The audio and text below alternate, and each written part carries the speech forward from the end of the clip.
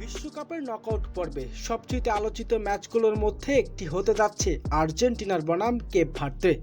এর ম্যাচের আগে চাঞ্চল্যক এক ভবিষ্যৎবাণীতে আলোচনায় উঠে এসেছে ঘনার বিতর্কর ওঝার এক ভবিষ্যৎবাণী।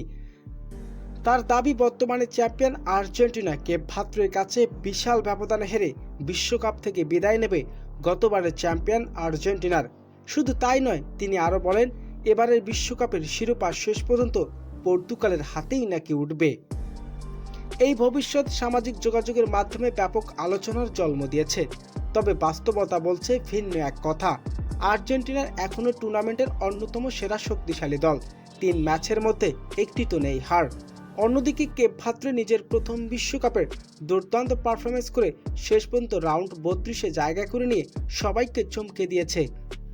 এখন দেখার বিষয়, ঘনার এই অঝার ভবিষ্যৎবাণী সত্যি হয় নাকি মাঠে নিজেদের শ্রেষ্ঠতার প্রমাণ দিয়ে যাবেন লিওনেল মেসি এবং আর্জেন্টিনার। প্রিয় দর্শক, আপনারা জানিয়ে দিবেন আপনাদের মূল্যবান মতামতটি।